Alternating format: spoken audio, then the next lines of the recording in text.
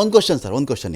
ಈಗ ಶಾಸಕರ ಅಭಿಪ್ರಾಯಗಳು ಯಾವಾಗಲೂ ಅವರವ್ರ ಕ್ಷೇತ್ರದ ಪರವಾಗೇ ಇರುತ್ತೆ ಸರ್. ಉತ್ತರ ಕರ್ನಾಟಕ ಶಾಸಕರು ನಮ್ಮ ಕಡೆನೇ ಮಾಡಿ ಅಂತಾರೆ, ಶಿರಾ ಶಾಸಕರು ಈ ನಮ್ಮೂರಲ್ಲೇ ಮಾಡಿರಿ, ಭಾಳ ಅದ್ಭುತವಾಗಿದೆ, ಹಾಗಿದೆ ಹೀಗಿದೆ ಅಂತಾರೆ. ಈಗ ಕನಕಪುರದವ್ರನ್ನ ನಾವು ಮಾತನಾಡಿಸಿದಾಗ ಅವ್ರು ಹೇಳ್ತಾರೆ, ನೋಡಿರಿ ನೀವು ಮೈಸೂರು ರೋಡು ಅಥವಾ ಈ ಕಡೆ ಹೊಸೂರು ರೋಡು ಚೆಕ್ ಮಾಡ್ಕೊಳ್ಳಿ, ಈ ಕಡೆ ತುಮಕೂರು ರೋಡ್ ಚೆಕ್ ಮಾಡ್ಕೊಳ್ಳಿ, ಲೆಸ್ ಡೆವಲಪ್ಡ್ ಅಂತ ಹೇಳಿದ್ರೆ ಕನಕಪುರ ರಸ್ತೆನೇ ಕಂಪೇರ್ ಮಾಡಿದಾಗ ನಿಮಗೆ ಅಂತ ಅವ್ರು ಮಾತಾಡ್ತಾರೆ. ಕನಕಪುರದಲ್ಲಿ ಯಾಕ್ರಿ ಮಾಡಬಾರ್ದು? ಒಂದು ಡೆವಲಪ್ ಆಗಿದೆ ಅಂಥೇಳಿ ಏರ್ಪೋರ್ಟ್ ಬರುತ್ತಾ, ಏರ್ಪೋರ್ಟ್ ಬಂದಾದ ಮೇಲೆ ಅದರ ಆಜುಬಾಜಿನ ಪ್ರದೇಶಗಳು ಡೆವಲಪ್ ಆಗುತ್ತೆ ಅಂತ ಕೂಡ ಒಂದು ಕ್ವಶನ್ ಇದೆ ಸರ್. ಇವ್ರು ಹೇಳ್ತಿದ್ದಾರೆ, ಈಗ ಜಪಾನ್ ಟೌನ್ಶಿಪ್ ಬರ್ತಾ ಇದೆ, ಈ ಕಡೆ ಸ್ಟೇಡಿಯಂ ಬರ್ತಾ ಇದೆ, ಚೆನ್ನೈ ಇಲ್ಲಿ ಹೈವೇ ಹಾದು ಹೋಗಿದೆ, ಹಾಗಾಗಿ ನಮ್ಮ ಶಿರಾದಲ್ಲಿ ಮಾಡಿ ಅಂತ ಕೇಳಿದಾಗ, ಫಸ್ಟ್ ಇಲ್ಲಿ ಏರ್ಪೋರ್ಟ್ ಮಾಡಿ, ಇಲ್ಲೂ ಎಲ್ಲ ಹಾದು ಹೋಗುತ್ತೆ, ಆಮೇಲೆ ಎಲ್ಲ ಡೆವಲಪ್ ಆಗುತ್ತೆ, ಆ ಕಡೆ ಜನ ಮಾತಾಡ್ತಾರೆ. ಇದು ಕನ್ಸಿಡರ್ ಮಾಡೋದು ಹೇಗೆ ಸರ್ ಇದನ್ನ ಅಂತ? ಸಾಮಾನ್ಯವಾಗಿ ಶಾಸಕರ ಅಭಿಪ್ರಾಯಗಳು ಸಹ ಇದರಲ್ಲಿ ಒಂದು ಕನ್ಸಿಡರೇಷನ್ ಪಾಯಿಂಟ್ ಆಗುತ್ತೆ. ರಾಜಕೀಯವಾಗಿ ಯಾರು ಶಕ್ತಿವಂತರೋ ಅವರ ಒಂದು ಒಪಿನಿಯನ್ ಅಲ್ಲಿ ಕನ್ಸಿಡರ್ ಆಗೇ ಆಗತ್ತೆ, ಇದರಲ್ಲಿ ಯಾವುದೇ ಸಂದೇಹನೇ ಇಲ್ಲ. ಆದ್ರೆ 2036 ವೇಳೆಗೆ ಏನೇನು ಫೆಸಿಲಿಟೀಸ್ ಅನ್ನ ಆ ಏರ್ಪೋರ್ಟಿನ ಜಾಗದಲ್ಲಿ ನೀವು ಕೊಡಬಲ್ಲಿರಿ ಅಂತ ಅನ್ನೋದು ಬಹಳ ಮುಖ್ಯ. ಅದಕ್ಕೆ ತಕ್ಕ ಹಾಗೆ ಏರ್ಪೋರ್ಟ್ ಅಲ್ಲಿ ಬಂದ್ರೆ ಇನ್ನು ಉಳಿದಿರ್ತಕ್ಕಂಥ ಎಲ್ಲ ಕಂಡೀಷನ್ಗಳನ್ನು ಅದು ಸ್ಯಾಟಿಸ್ಫೈ ಮಾಡುತ್ತೆ, ಫುಲ್ಫಿಲ್ ಮಾಡುತ್ತೆ.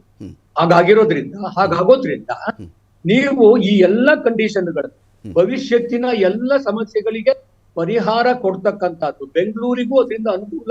ಏರ್ಪೋರ್ಟ್ ನಲ್ಲಿ ಏನೇನೀಗ ತಾಪತ್ರೆಗಳಿದೆ, ಊರಿಂದ ದೂರ ಇದೆ, ಅದು ಬೆಂಗಳೂರಿನವರಿಗೆ ಅನುಕೂಲವೂ ಆಗಬೇಕು ಅನ್ನೋ ಉದ್ದೇಶದಿಂದ ನೀವು ಮಾಡ್ತಾ ಇರೋದಾದ್ರೆ, ಶಿರಾದಲ್ಲಿ ಮಾಡೋದ್ರಿಂದ ಬೆಂಗಳೂರಿಗರು ಅಲ್ಲಿಗೆ ಹೋಗ್ಬಹುದು.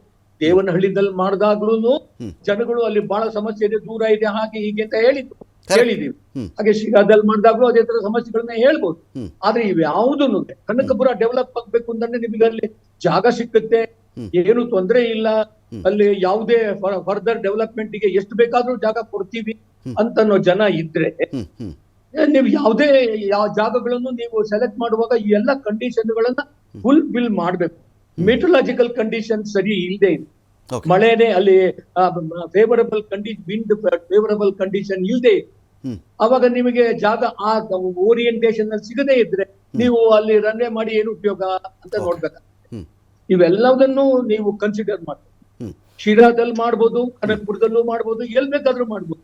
ಆದ್ರೆ ಈ ಎಲ್ಲ ಕಂಡೀಷನ್ಗಳು ಸ್ಯಾಟಿಸ್ಫೈ ಮಾಡ್ತಕ್ಕಂಥದ್ದು ಏನ್ ಜಾಗ ಇದೆ ಅದನ್ನ ನೀವು ತಜ್ಞರ ಒಂದು ಅಭಿಪ್ರಾಯದ ಮೂಲಕ ನೀವು ಅದನ್ನ ಪರಿಹರಿಸ್ಕೊಳ್ಬೇಕು ಅಂತ ನನ್ನ ಕಡೆಯಿಂದ ಒಂದು ಅಭಿಪ್ರಾಯ.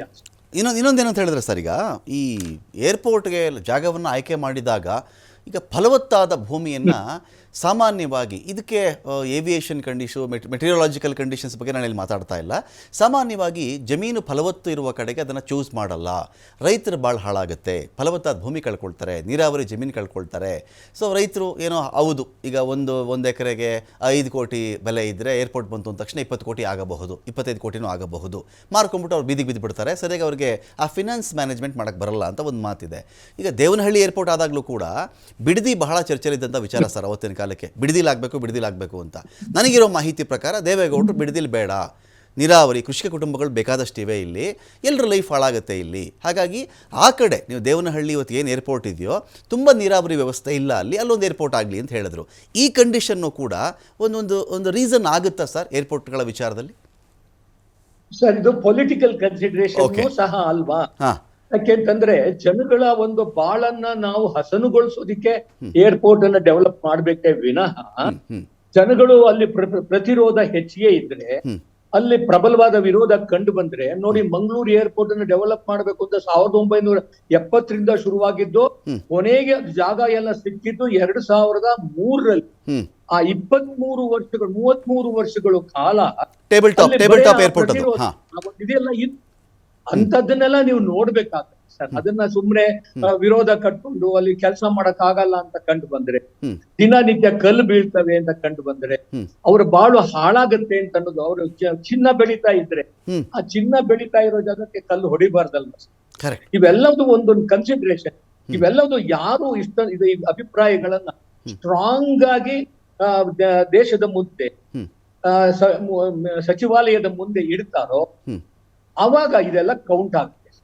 ಇನ್ನೊಂದು ಪ್ರಶ್ನೆ ಇತ್ತು ವಾಸುದೇವರಾವ್ ಸರ್, ಇನ್ನೊಂದೇನು ಅಂತ ಹೇಳಿದ್ರೆ, ಸರ್ ಹೇಳಿ ಸರ್. ಈಗ ಸರ್ ಒಂದು ಏರ್ಪೋರ್ಟ್ ಬಂತು ಅಂತ ಅಂದ್ಕೊಳ್ಳಿ. ಫಾರ್ ಎಕ್ಸಾಂಪಲ್ ಕನಕಪುರದಲ್ಲಿ ಆಜು ಬಾಜು ಎಲ್ಲ ಒಂದು ಸ್ಥಳ ನೋಡಿ ಒಂದು ಏರ್ಪೋರ್ಟನ್ನು ಮಾಡ್ತಾರೆ.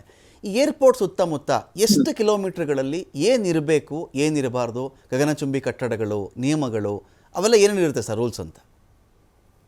ಸರ್ ಅದು ಒಂದು ಕನ್ಸಿಡರೇಷನ್ ಇದೆ, ಬಹಳ ಇಂಪಾರ್ಟೆಂಟ್ ಕನ್ಸಿಡರೇಷನ್. ಏರ್ಪೋರ್ಟಿನ 140 ಇಂಟು 2 ಮೀಟರ್ ದೂರದಲ್ಲಿ ಯಾವುದೇ ಬಿಲ್ಡಿಂಗ್ ಇರೋದಿಲ್ಲ. ಅಲ್ಲಿಂದ 14.3% every 7 metre 1 metre height only will be permitted till around 2000 metre. ಆಮೇಲೆ ಹೀಗೆ ದೂರದ ಮೇಲೆ ಒಂದು ಎತ್ತರಗಳು ನಿರ್ಧಾರ ಆಗ್ತಾ ಹೋಗುತ್ತೆ. ಸೊ ನೀವು ಸುಮಾರು 2000 ಮೀಟರಿನ ಒಂದು ಪರಿಧಿಯಲ್ಲಿ ಯಾವುದೇ ಬಿಲ್ಡಿಂಗ್ ಗಳನ್ನು ನೀವು ಕಟ್ಟಬೇಕಾದ್ರೆ ಅದಕ್ಕೆ ಒಂದು ಸೂತ್ರ ಇದೆ. ಆ ಸೂತ್ರದ ಪ್ರಕಾರ ಹೋದಾಗ ಎಲ್ಲ ಬಿಲ್ಡಿಂಗ್ಗಳಿಗೂ ಪರ್ಮಿಷನ್ ಸಿಗುತ್ತೆ.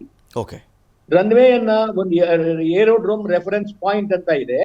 ಆ ಏರೋಡ್ರೋಮ್ ರೆಫರೆನ್ಸ್ ಪಾಯಿಂಟ್ ಇಂದ 2000 ಮೀಟರಿನ ಪರಿಧಿಯಲ್ಲಿ ಯಾವುದೇ ಒಂದು ಬಿಲ್ಡಿಂಗ್ ಬರ್ಬೇಕಾದ್ರೂ ಅವ್ರು ಏರ್ಪೋರ್ಟ್ ನ ಪರ್ಮಿಷನ್ ತಗೋಬೇಕ.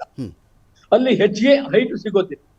ಒಂದು ಸುಮಾರು 20 ಕಿಲೋಮೀಟರ್ ವರೆಗೆ ಏರ್ಪೋರ್ಟಿನ ಒಂದು ಅಧಿಕಾರ ಈ ಒಂದು ದೃಷ್ಟಿನಲ್ಲಿ ಚಲಾಯಿಸ್ತಾರೆ. ಆ ಒಂದು ಇದು 150 ಮೀಟರ್ಗಿಂತ ಹೆಚ್ಚಿಗೆ ಹೈಟ್ ಸಿಗ್ಬೇಕಾದ್ರೆ ಸುಮಾರು ಅದು 15 ಕಿಲೋಮೀಟರ್ ದೂರದಲ್ಲೇ ಪರ್ಮಿಟೆಡ್. ಇವೆಲ್ಲದನ್ನು ನೀವು ಈಗಾಗಲೇ ಇರೋ ಬಿಲ್ಡಿಂಗ್ ಬಗ್ಗೆ ಯಾವುದೇ ಏನು ಇರೋದಿಲ್ಲ, ಅದನ್ನ ಅಬ್ಸ್ಟ್ರಕ್ಷನ್ಸ್ ಅಂತ ಹೇಳಿ ಘೋಷಣೆ ಮಾಡ್ತಾರೆ. ಯಾವುದು ಇಲ್ಲ ಇನ್ನು ಮೇಲೆ ಬರಬೇಕು ಅಂತದಕ್ಕೆ ತೊಂದರೆ ಅಲ್ಲ. ಅದು it depends upon the height. It goes on increasing till around 14-15 kilometre by some formula. Okay sir, ಈಗ